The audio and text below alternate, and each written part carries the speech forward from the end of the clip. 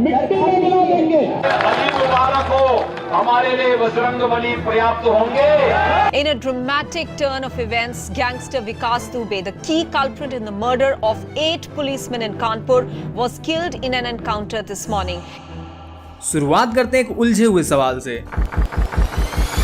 क्या कोई इंसान एक साथ सन्यासी और मुख्यमंत्री हो सकता है? मैं आदित्यनाथ योगी ईश्वर की शपथ लेता हूँ कि मतलब जो साधु हो, भगवा पहने, मंदिर में पूजा करे, क्या वही एक स्टेट का सबसे ताकतवर नेता भी हो सकता है? पहली बार जब योगी आदित्यनाथ का नाम यूपी के सीएम के लिए उछला तो बहुतों को ये मजाक लगा था, लेकिन जब सच में कुर्सी मिली तब लोगों ने गौर करना शुरू किया कि आखिर ये बंदा है कौन। अब आते हैं सीधा टाइमलाइन पर। 5 जून 1972 उत्तराखंड के पंचूर गांव में जन्म हुआ एक लड़के का नाम था अजय मोहन बिष्ट। हाँ, वही जो बाद में योगी आदित्यनाथ बने। पिता फॉरेस्ट रेंजर थे, 7 भाई बहनों का परिवार और बचपन से ही गुस्से वाला दिमाग। कहते हैं अगर कोई बात ठीक न लगे तो क्लास छोड़कर निकल लेते थे, लेकिन पढ़ाई में तेज थे। उन्होंने गढ़वाल यूनिवर्सिटी से मैथमेटिक्स में ग्रेजुएशन भी किया। अब यहीं से कहानी मोड़ लेती है। 1990 के आसपास जब अयोध्या आंदोलन जोरों शोरों पे था तब अजय घर छोड़कर निकल पड़े। कोई नहीं जानता था कि वो कहाँ गए हैं, लेकिन कुछ महीनों बाद सबको पता चला कि वो गोरखपुर पहुंच गए हैं, जहाँ पे उनके गुरु महंत अवैध नाथ रहते थे।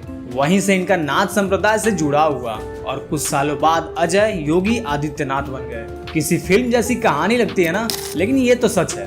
21 साल की उम्र में संन्यास लिया, परिवार से पूरी तरह नाता तोड़ा और बस एक ही लक्ष्य, समाज सेवा। महंत अवैधनाथ ने जब खुद को राजनीति से अलग किया तो 1998 में उन्होंने अपने शिष्य को गोरखपुर से चुनाव लड़वाया और योगी आदित्यनाथ जीत गए, सिर्फ 26 साल की उम्र में। अब सोचना जरा, कोई 26 साल का बंदा जो पूरी तरह से अपनी फैमिली से कटा हुआ था, राजनीति में बिल्कुल नया था, लेकिन पहली ही बार में सांसद पहुंच गया और वहीं से शुरुआत हुआ एक नया सफर। आदित्यनाथ लोकसभाया सदस्यत्वेन निर्वाचितः। न पार्टी लाइन की परवाह, न बड़े नेताओं से डर। अगर कोई बात खटकती तो सीधा विरोध करते थे, चाहे वो बीजेपी के ही कैंडिडेट क्यों ना हो। और यहीं से बनी हिंदू युवा वाहिनी, एक ऐसा संगठन जो उनके लिए लोगों से सीधा जुड़ाव बनने का जरिया बन गया। लेकिन इसी संगठन पर कई बार हिंसा फैलाने के आरोप भी लगे। विरोधियों ने कहा कि इसने पूर्वांचल में डर का माहौल बनाया है। खुद पार्टी को डर था कि कहीं ये ग्रुप अनकंट्रोल न हो जाए, लेकिन योगी इससे पीछे न हटे। उनका कहना था कि जहां पुलिस नहीं पहुंच पाती वहां हिंदू युवाओं का खड़ा होना बिल्कुल जरूरी है। इसी बयान ने उनके इमेज को और भी ज्यादा फायर ब्रांड बना दिया। किसी ने पूछा नहीं था, लेकिन लोगों ने खुद ही समझ लिया ये बंदा सीधा खेलता है। अब बीजेपी के बड़े बड़े नेता गोरखपुर आके खुद योगी जी से मिलते हैं। अटल बिहारी वाजपेयी से लेकर राजनाथ तक सब जानते थे कि ये बंदा खुद का एक अलग पावर सेंटर बना चुका है और यही बात पार्टी को टेंशन भी देती थी और बेनिफिट भी। 2007 में जब बीजेपी ने उनका टिकट काटने की कोशिश की तो पूरे गोरखपुर में बवाल मच गया। हिंदू युवा वाहिनी के वर्कर सड़कों पर उतर आए थे।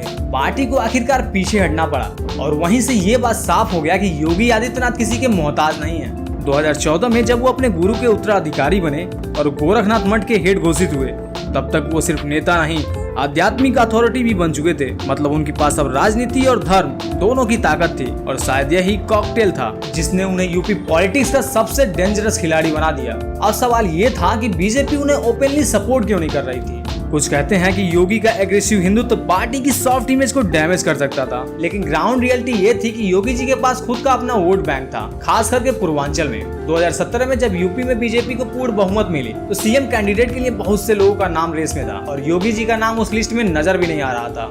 राजनाथ सिंह, मनोज सिन्हा, दिनेश शर्मा, ये सारे के सारे नाम सीएम की रेस में थे, लेकिन फाइनल में योगी आदित्यनाथ का नाम अनाउंस हुआ और उसी दिन मीडिया में अफवाहें उड़ गई। आरएसएस का दबाव था, अमित शाह का दबाव था। मोदी नहीं चाहते थे कि योगी आदित्यनाथ सीएम बने, लेकिन जब उन्होंने सीएम पद संभाला तो सबको शॉक दिया। पहले ही दिन अवैध बूचड़खानों पर बैन, एंटी रोमियो स्क्वाड, गुटखा पान बैन और 100 घंटे काम करने की अफसरों को शपथ। ये बात तो साफ थी कि ये बंदा कुछ अलग ही पेज से खेल रहा है। सीएम बनते ही उन्होंने 36 मंत्रालय खुद के पास रखे। किसी को शक नहीं रहा कि वो एकदम कंट्रोल फ्रीक हैं। लेकिन इसी कंट्रोल की वजह से 87 लाख किसानों का कर्जा माफ हो पाया बिना किसी प्रेस कॉन्फ्रेंस, सीधे एक्शन मोड में। अब यहाँ से उनका बुलडोजर अवतार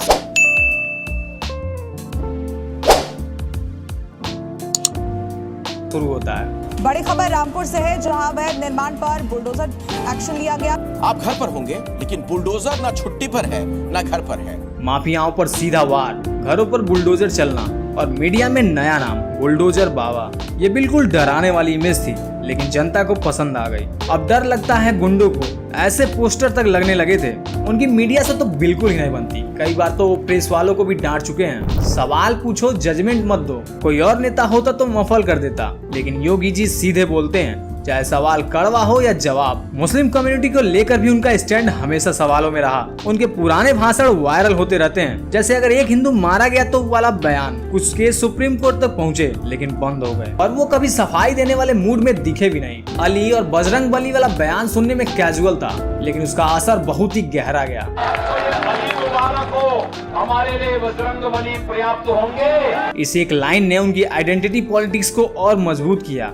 उसने कहा योगी पोलराइजेशन कर रहे हैं, बाकी बोले कि कम से कम खुलकर बोलते तो हैं। पार्टी में उनके खिलाफ हमेशा एक साइलेंट टेंशन रही है, खासकर दिल्ली वाले नेता उन्हें थोड़ा ट्रबल मेकर मानते हैं, लेकिन उनके पास जो बेस है वो उन्हें अछूता बनाता है। बीजेपी उन्हें इग्नोर नहीं कर सकती और कंट्रोल भी नहीं कर सकती। लखनऊ में कई अफसर ऐसे हैं जो योगी जी की वर्किंग स्टाइल से परेशान रहते हैं, क्योंकि वो घुमा फिरा कर बातें नहीं करते हैं। कोई काम नहीं हुआ तो माइक उठाकर बोल देते हैं, अगर काम नहीं कर सकते तो इस्तीफा दे दो। ये टोन ब्यूरोक्रेट्स के लिए नया था। 2022 के चुनाव में जब दोबारा भारी जीत मिली तो सबसे ज्यादा जलन पार्टी के अंदर से शुरू हुई। कई बीजेपी विधायक कैमरे के पीछे बोलते पाए गए कि अब ये बंदा अनस्टॉपेबल होते जा रहा है, और यही बात शायद योगी जी को और भी फ्यूल देती है। कई रिपोर्ट्स में तो ये कहा गया कि वो मोदी के बाद बीजेपी का अगला बड़ा चेहरा बनना चाहते हैं, लेकिन उन्होंने कभी खुलकर एम्बिशन शो नहीं किया। मे भी वो जानते हैं जितना दिखाओगे उतना सिस्टम काट देगा।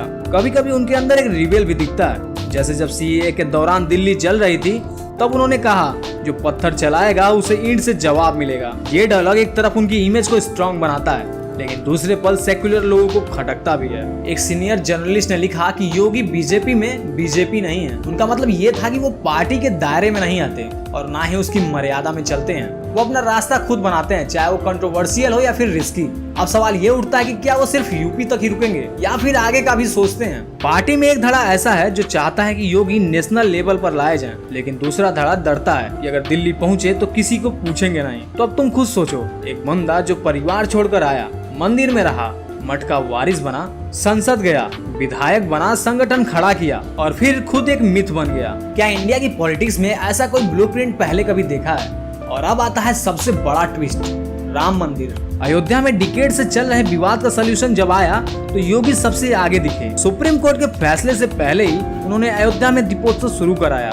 सरयू नदी के किनारे हजारों दीप जलाए और पूरे शहर को भगवा रंग में डुबा दिया। कुछ लोग बोले ये कल्चर है, कुछ बोले ये पॉलिटिक्स है, लेकिन योगी जी को फर्क नहीं पड़ा। उन्होंने 2019 में खुलकर कहा अब अयोध्या सिर्फ विवाद नहीं, विश्वास का प्रतीक है। और जब फाउंडेशन स्टोन रखा गया तो वो मंच पर पीएम के साथ बराबर के सीट पर थे। सिंबोलिज्म की बात करें तो इससे बड़ा कुछ नहीं था। एक और चीज जो योगी जी को सबसे अलग बनाती है वो है उनका साइलेंस। वो रेयरली ही कोई इंटरव्यू देते हैं, लेकिन जब देते हैं तो हेडलाइंस बन जाती हैं। कोई पीआर मशीनरी नहीं, कोई ट्विटर ड्रामा नहीं, बस एकदम सीधा स्क्रिप्टलेस बोलना। यही रॉनेस शायद उन्हें रिलेटेबल बनाता है अपने सपोर्टर्स के लिए। और अब 2026 के करीब आते आते ये विस्परिंग चालू हो गई है कि क्या योगी अब अगले पीएम होने वाले हैं। बीजेपी ओपनली इस पर कुछ नहीं कहती, लेकिन अंदर खाने हर पावर सर्किल इस बात पर बात करता है। कुछ लोग डरते हैं तो कुछ लोग सपोर्ट कर रहे हैं, लेकिन सब मानते हैं कि अगर सिस्टम को कोई झटका दे सकता है तो योगी ही है। तो अब जब अगली बार तुम उन्हें टीवी पर देखो या उनकी हेडलाइंस पढ़ो तो सिर्फ भगवा कपड़े में मत देखना। जरा उस लड़के को भी याद करना जो गांव से निकला था,